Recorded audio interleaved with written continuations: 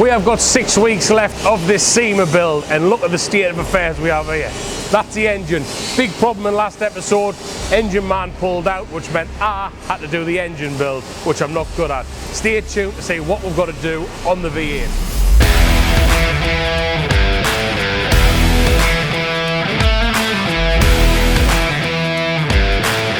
So what we're going to do, as you've seen in the previous video, we have took the engine to bits for as much as I want to strip it. The only thing we've got left to do is take the gearbox off the back and slam a new clutch in it. At this moment in time, because we've got things stripped down, we have got some nice painted parts we've done in-house, which you'll see around the corner a little bit later. But what we're doing now is walnut blasting. I've never done this. We've invested in a walnut blaster. We've got a bag of walnut shells over there, and apparently that's going to clean all the carbon off our air inlet manifold and inlet ports. But I haven't used it before, so I'm going to get it set up, have a little bit of a test go on it, and see how clean we can get them ports in there, because at the moment they are very, very blocked. So I want to free them up, clean the top of the valve stems, and make the inside of that as shiny as possible to get more airflow through, which means more brake horsepower, which means faster. Or get it back to factory standard anyways, that's the main goal here. But as it stands, we're in the worst place possible right now with only 6 weeks to go. I've stopped worrying about it, because what'll be, it'll be, until an American magazines decide to put an article in about it. So the pressure's on, it's got to be done. People are expecting this build in various places. So 6 weeks to go, can we make it happen? Stay tuned. Right, I think I figured it out, it's set up. We've had to put a different connection on our airline, but everything's on, ready to roll. I'm very skeptical about this because it literally is walnut dust. But we're going to give it a go, do a before and after, and see what it looks like. So, cameraman, let's get the now state of it. That's the before, and we're going to walnut blast it and get the after. So, cameraman's going to get some videos of it done, and then, well, me doing it, and then we'll see how it looks. Very good machine, to be honest. Pour the walnuts in. It's got a hoover built into it, so it recycles the walnuts, and it's got a carbon filter to catch all the carbon remnants. Fairly inexpensive bit of kit, but can bring back a bit of horsepower to your engine. It's not going to give you more horsepower, it's just going to restore it back to what it was factory, because as you can see there's a lot of gunk on them valves. I want to clean them off so they can seat properly and allow the proper airflow and everything else into the engine, which it's getting starved of at the moment. So hopefully we're going to give it a new lease of life. So let's get the hoover on, let's get walnut blasting.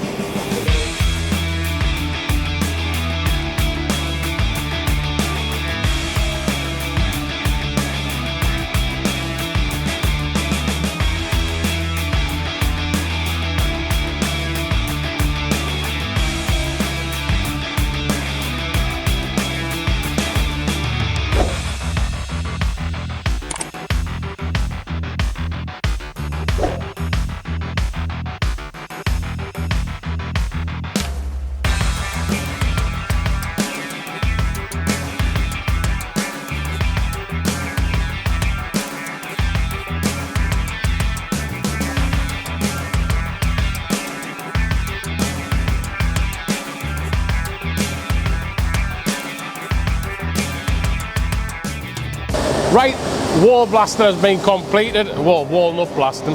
Got these shims to put back in. These just divide the ports in half. That's the valve, runs through there. Anyway, all the 8 ports have been cleaned, the valves have been cleaned. There was some hard bits. We've had to just straighten them off a little bit, but it's nice and clean, and there's a lot more space in there, which is great. These have been all cleaned off because these were gunked in carbon build-up. I'm just slotting these back in now. They literally slide in and out. Well, make sure you put them in the right way. Nice bit of wood. Tap them in. That's them home. And that is walnut blasting complete. Next thing we're going to move on to is tie up a few of these vac pipes and then start cleaning the front and the top, ready for some paint. Because once that's painted, we can then get the air inlet manifold back on top, and then we can get the pulley on, new alternator, water pipe jacket on. We can start the build-up process. We have ordered a clutch, so we are putting a clutch in this now. That'll be one of the latter jobs we do on the engine. But for a first time go walnut blasting, very happy with it. It is a very effective method and it works really well. Obviously just make sure the valve's closed on that port, blast away, suck it back up, If any gets in, it's not a problem, it will burn off because it's walnut, but obviously try and keep as much out as possible. We've done it not the right way, we shouldn't have everything exposed, but everything has been cleaned and hoovered and decontaminated in the last hour. So the next thing is to start making this whole thing look pretty now, because we've done quite a bit of the engine there to help it breathe a bit easier down the open road. Back on the engine, I have spent quite a bit of time now cleaning the front of this engine up. What it looked like, cleaned up. Obviously it's getting painted, so it's going to look even better than that, but it's a very tedious job. I have got everything you can think of out. Toothbrushes, scouring pads, degreaser, quick drying degreaser, all the rest. This was caked up in oily build-up. This is where your oil cooler is and the oily bits. It hasn't got any leaks. It's just a build-up of road muck and all the rest of it. So I've spent a lot of time this morning on that. Then I've decided I'll take the starter motor out. Then I decided, you know what, we'll just take the gearbox off. So round here we have separated the gearbox from the engine. That is the gearbox, that's your clutch, that's your engine. So we are going to be putting a new clutch in that. So I thought I'll take it off.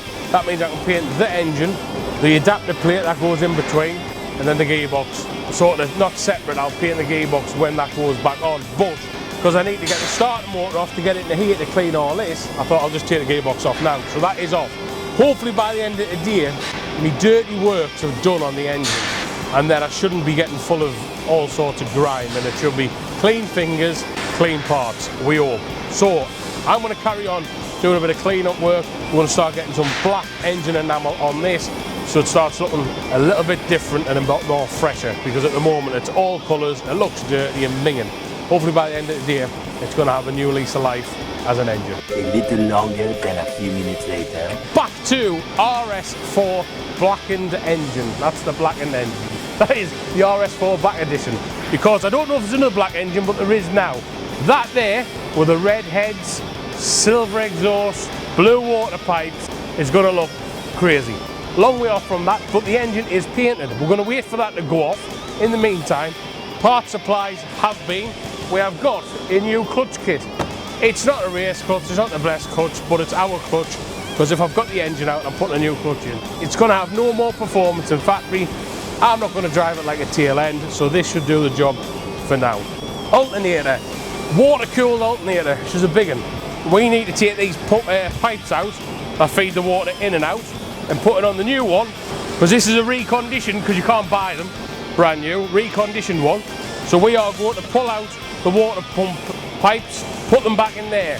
Due to the fact that they're stainless and this is cast and there's going to be some oxidization going on, they're going to be a nightmare. That's probably an all-night job getting them out of there. But once I've got them out, I've got to deliver it back to the part supplier, or I'm going to get hit with a surge charge. So what am I doing when that's setting and going off? I'm going to rip the clutch out and see if they've delivered the right clutch. I hope they have, because I want the gearbox back on for tomorrow. So there we have it, that's where we're up to. The engine is now clean, so when I start touching it with all the new bits, I'm not getting oil and bits of shit all over my fingers, basically. Clutch in, box back on. When it's all done, I'm going to drop the gearbox oil, put some new oil in, and then it's going to go on the pallet when it's all finished, which we're a long way away, ready to go back in the car. But when we get the colours on this and all the new parts, it's going to look amazing. So there we have it. I'm quite happy with today. That just took 3 hours longer than I wanted it, but painting is all in the preparation.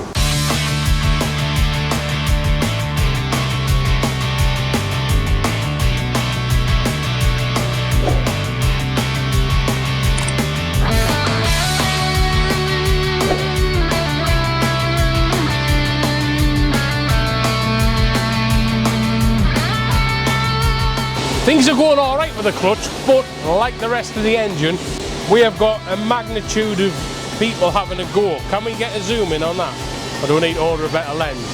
That is a mangled Allen bolt. That's another mangled Allen bolt. That is a nice one that come out. That is a bigger multi-spline bolt. Bear in mind, all these bolts should be the same in my opinion. That one's been braided to look like a Torx, so they've obviously rounded it off.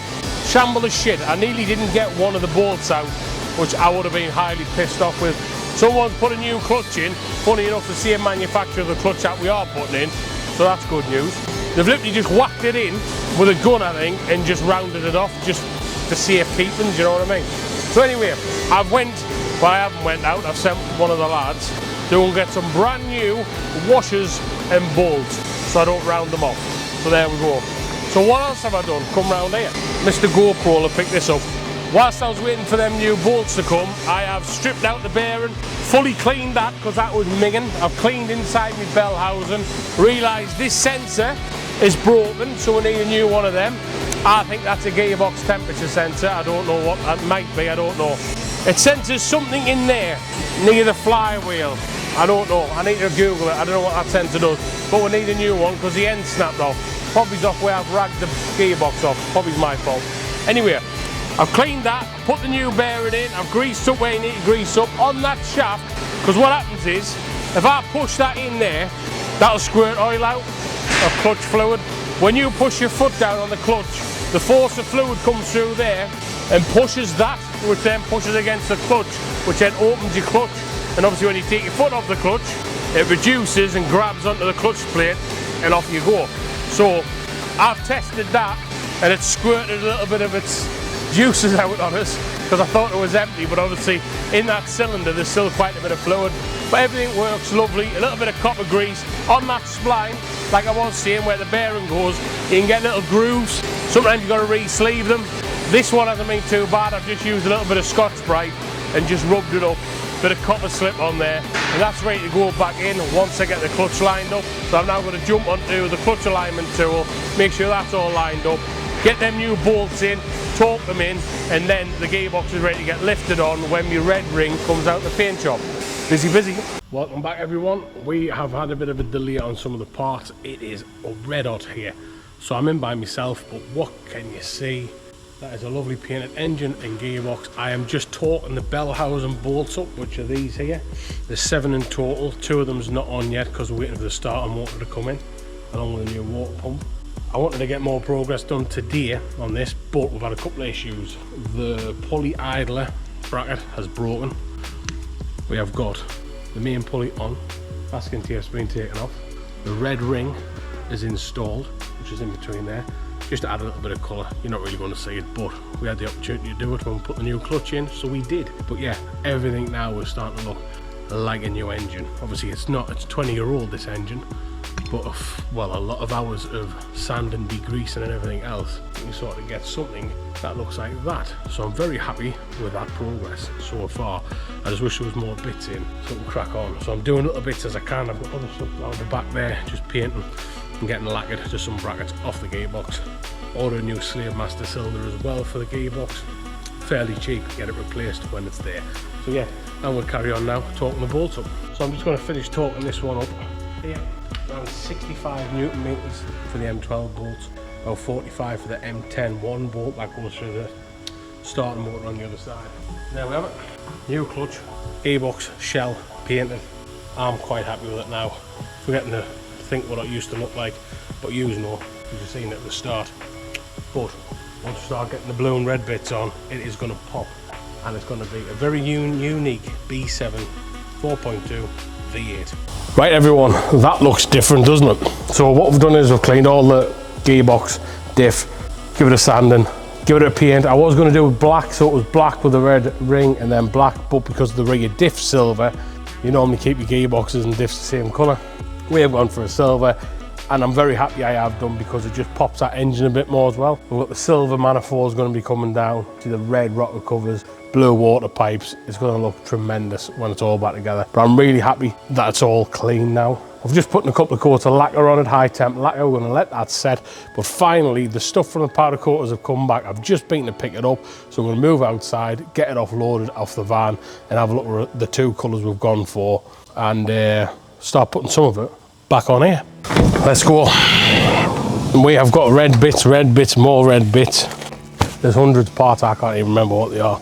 What's this part? What's this part? What's this part? This is a load of little bits. So that's the candy red. Oh, that is the bit I made. Can I say a little bit of candy red? It's got a bit of pearl and that in it. That is the front engine cradle. I'm not putting that on there because it takes up too much room. I remember when I was standing out there scrubbing all the grease off it, which seems about a year ago, and now it's brand new. That didn't look too bad, but hopefully you'll be able to do before and afters when we get it built up what that rear subframe looked like, because that was a mess. This is the lump. I can't wait to unwrap this. Bright red. Look at that. Another red bit. That is diff mount. Push goes in there. Stops the rear diff from having a wobble on. That's some paint chipped off. Them are the rear hub knuckles that we had to smash the bushes out of. Bloody hell, it's like Aladdin's cave. What's that? Top mounts for the suspension. Got them painted, even though you're not going to see them. But we're going to the finest detail, aren't we? That's what we're doing. Anti-roll bars. Instead of buying them, we've just had them painted up. Nice yellow bushes on there. Looking good. Front anti-roll bar. In a few days, well not a few days, but when we get the car back, hopefully on the 24th, within a few days if we come back, that car's going to look massively different. The bits I want, I don't know where they are. So hopefully they're wrapped in somewhere together. There we go. That should be all the parts that we've sent. Fingers crossed, touch wood. We're going to get them inside, unwrap them, get the bits out we need to put on the engine. Right, we've started putting some nice shiny bits on. Look at this. Engine mount, gunmetal grey. These are the exhaust manifolds holders, so they slot in, and then you tighten the top nuts, and then that pushes and creates the seal anyways. But they're out of high temp, that's just out of normal powder coat. That is the alternator bracket, that will go there. Alternator here, pulley tensioner in the same colour, red pulley. It's starting to look really good. Then we've got another bracket here. Engine mounts going to there, the same on this side. 2 exhaust clamps, new copper self-tightening nuts. I'm just putting one of the engine lifts back on the back here, because you can't get into it when you put the air intake manifold back on. So that is going to fit into there, and then that goes into any holes a go, you know what I mean? That works when you can't find the hole. I found that one though, which is in. Anyway, that one's in. This one here, can't remember. Honestly, I wish it had a voice, this engine, because the stories it'd be telling is unbelievable. Anyway, that goes in there. It was missing a bolt in there, so I'll have to put a new one in there. That goes in there. Then the old hurdy-gurdies, them go into there. Slotty Magoo, job's a fish. What do you reckon? This looks a lot different. I have said on the GoPro as well, you start to forget what it used to look like. Does that make sense, cameraman? Yep. And how dirty it was and minging, how much build-up of shit was in here. And now it's like, flip now, I ain't got gloves on. I ain't really got that dust of unpacking all of that. I was going to show them in a minute. But yeah, I'm just putting little bits and bobs on. It's a good transition anyways, we may as well come over here. We've unpacked everything to make sure we ain't lost any little bits and bobs. So we've got the candy red stuff. Obviously we've got the subframes still outside and got anywhere to put them.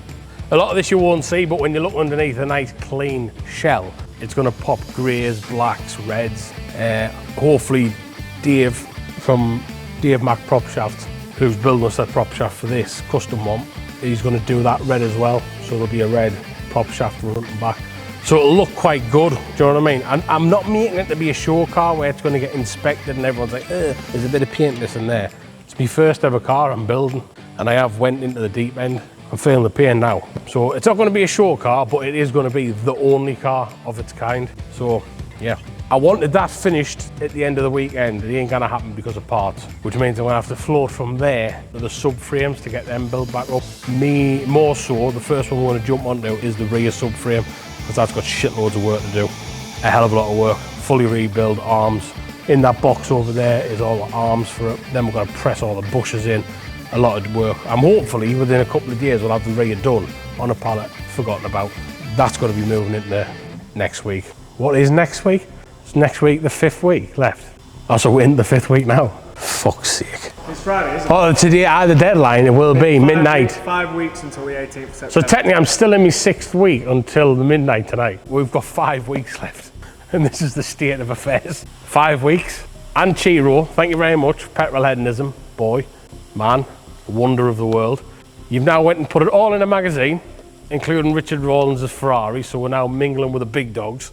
And it's booked into the show on the 19th of September, and it's got to be in a container for the 22nd of September, and it looks like this. We're gonna have to pull some bloody favours out of the bag here, because this ain't gonna happen.